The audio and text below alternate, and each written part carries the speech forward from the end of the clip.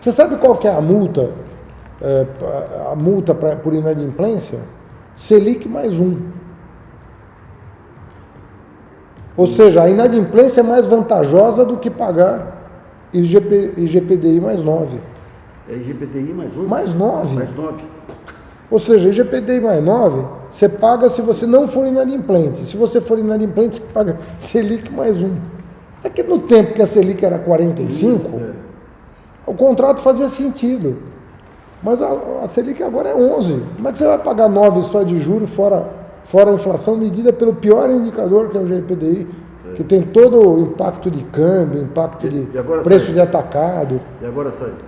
Olha, eu acho que depois de muita conversa, se percebeu que o terrorismo das agências de risco, que são sempre terroristas conosco, né, e nunca são terroristas com eles, né, quando a bolha imobiliária estava explodindo nos Estados Unidos, o subprime estava explodindo nos Estados Unidos, quando toda a desorganização e desregulamentação bancária da Europa estava estourando, não tinha problema nenhum para as agências de risco.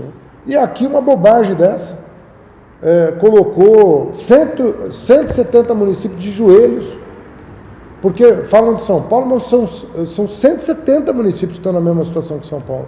1/4 da população brasileira mora nesses municípios.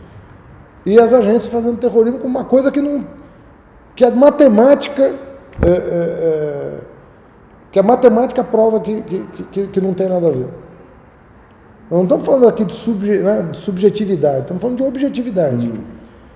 Mas a gente conseguiu, eu acho, nas conversas aí de bastidor, né, até para ser uma conversa mais franca, abrir os números e mostrar. Né, não impacta absolutamente as contas públicas a renegociação.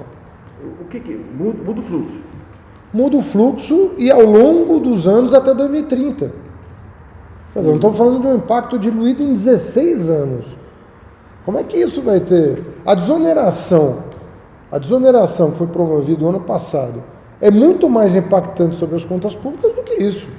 O aumento da taxa de juros tem um impacto muito maior sobre as contas públicas do que isso. E estou falando 10 vezes mais. Bom, isso aí está na Câmara, você falou?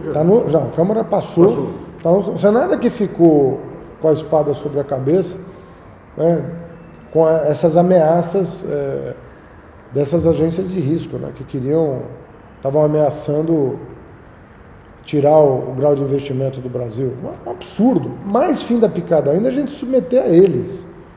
Quer dizer, a gente não submete nem ao FMI agora, vamos submeter a agência de risco. Esses são os especialistas que são consultados para ditar os rumos da economia brasileira.